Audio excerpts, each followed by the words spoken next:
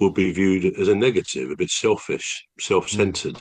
So what do you think, why is it that children, back from babies, and they're learning all the time at an incredible speed into their brains, and they learn that the art of language, which we've said before, is the most incredible thing, that a little baby can pick up the signs of the lips, the mouth, the smile, and within a relatively short time can actually speak that language, and they then expand their vocabulary. But why Mm. should it be? Well, why don't we ever hear a little child, a little toddler saying, "I want to buy that for you, mummy. Can I get that?" We don't seem to hear that. It's all very self-centered. And do you think that's part of what we are? Is that another unique thing about Homo sapiens? We are very self-centered. Wow, that's a very good observation. Um, I think from the time that we're born, we have that need to want something, not necessarily need, but want something, and we. All right, so when babies are born, the only way that they can express themselves is by crying. So, and the mothers, experienced mothers, I'm not saying there are special mothers out there, but I'm just saying mothers that's probably had experience with bringing up children would be able to tell a sleepy cry Yeah.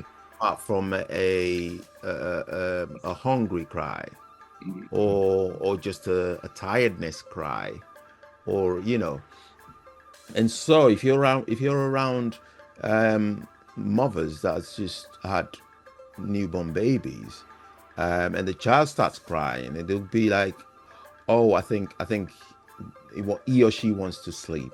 It's feeling tired now, or she's feeling tired now, or oh, it's feeding time, be it breast milk, or baby formula, whatever. So they can tell.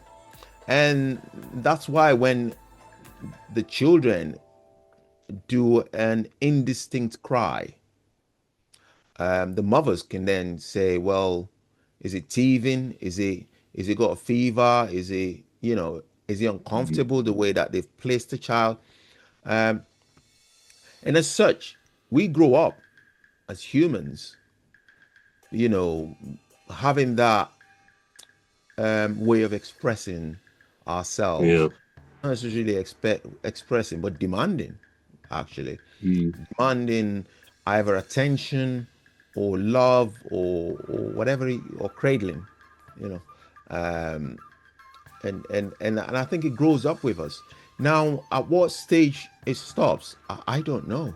I Mm. don't know what stage it stops, because some mothers would force the baby to stop breastfeeding at a certain age. Mm. Be like, well, that's it.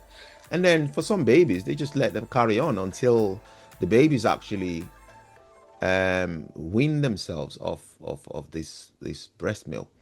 And so, but then I would say the parents themselves are responsible up to a certain age to be able to say, well, that's enough now, or you're not having that.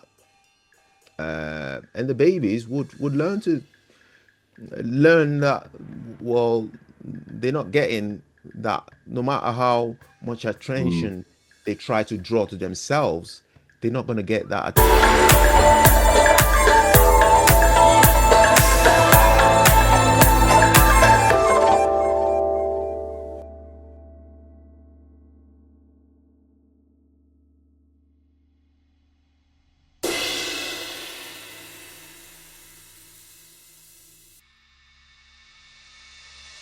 attention. They're not going to get whatever they craving or whatever they wanting. But some mothers spoil their children. They just let them carry on Mm. uh, in life, and that's a dangerous place to be. Although that's not what we're talking about. We're just talking about, the the attention bit where, yeah. So I don't know really. I think psychologists might know. It requires an extensive study of the human at different levels or different stages to be able to know when or what occurs or how it occurs. Yeah. I think you're absolutely right, and you raise a very good point that basically a baby learns from from day one that if it makes a noise, if it cries, it has its needs almost immediately, shall we say, answered and responded to. So yes, any newborn infant, as it gets older by the week, by the month, learns very quickly that if it creates a noise, makes a noise, cries, etc., then it will have those needs answered. So there must come a point, as you say, where that ideally has to change to some degree, because otherwise a child will go on thinking whatever they demand, it's theirs by some sort of right. And I think that interface between that, as you say, we don't know what point that is. It may be different for different children, but that interface, if it's perhaps not handled fairly strongly by the parents, then they'll have a child that very often will create tantrums and I want this and I want that. And probably the worst thing then, and we're not doing a parental education exercise here, but the worst thing generally would be just to keep giving in, because the child will carry on thinking, if I have a tantrum, I will get what I want. So there's something inherent within all of us, not a unique quality, but inherent, that we kind of know what we want, or think we know what we want, from a very early age. Next question really would be, would you say as a person you operate on a more emotional psyche, emotional base, than a practical or pragmatic way? Are you more practical, or are you more emotional, or are you well balanced? No, I wouldn't say you're well balanced, because I jest. Yeah. But no, what? How do you operate, emotionally or practically? Yeah. I suppose in answering that, you'd have to then sort of lean slightly towards societal norms and what is acceptable for a man, really. Because even women would say that a man talks too much, but they know they know that's the job of a woman, to talk too much. So when you start talking too much,